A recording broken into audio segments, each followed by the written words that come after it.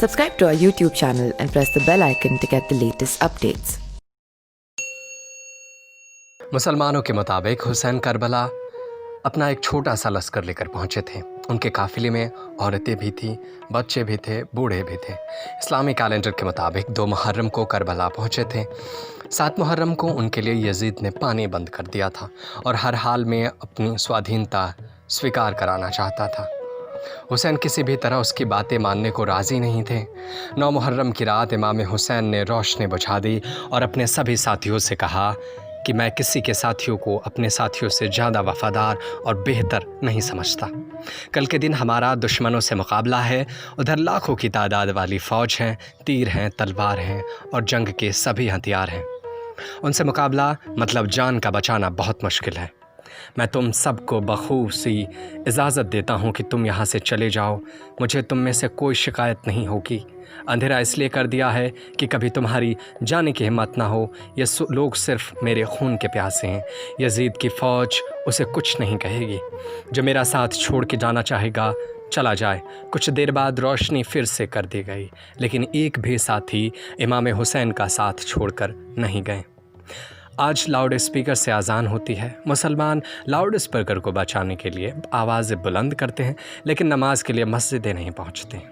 یہ امام حسین تھے۔ جب 10 محرم کی صبح ہوئی اور کربلا میں اذان دی گئی تو امام حسین نے نماز پڑھائی۔ یزید کی طرف سے تیروں کی بارش ہونے لگی۔ ان کے ساتھی ڈھال بن کر سامنے کھڑے ہو گئے اور سارے تیروں کو اپنے جسم پر روک لیا، مگر حسین نے اپنی نماز کو پوری کی۔ اس کے بعد دن چھپنے سے پہلے تک حسین کی طرف سے 72 شہید ہو گئے۔ ان 72 میں حسین کے علاوہ ان کے 6 ماہ کے بیٹے علی اصغر، 18 سال کے علی اکبر اور 7 سال کے بھتیجے قاسم بھی شامل تھے۔ ان کے علاوہ شہید ہونے والوں میں ان کے دوست اور رشتہ دار بھی شامل تھے۔ حسین کا مقصد تھا خود مٹ جائیں، لیکن وہ اسلام زندہ رہے جس کو ان کے نانا نے بچا کر لے آئے ہیں۔ علی اصغر کی شہادت کو بڑے دردناک طریقے سے بتایا جاتا ہے۔ جب حسین کی فیملی پر کھانا پانی بند کر دیا گیا اور یزید نے دریا پر فوج کا پہرا بٹھا دیا تو حسین کے خیمے سے ہائے پیاس کی آوازیں گونجنے لگیں۔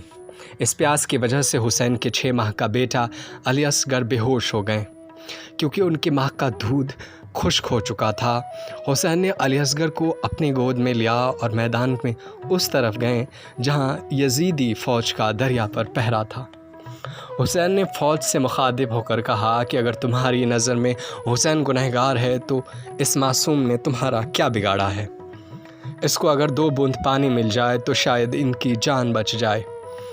ان کے اس فریاد کا فوج پر کوئی اثر نہیں ہوا، بلکہ یزید تو کسی بھی حالت میں حسین کو اپنے ادھین کرنا چاہتا تھا۔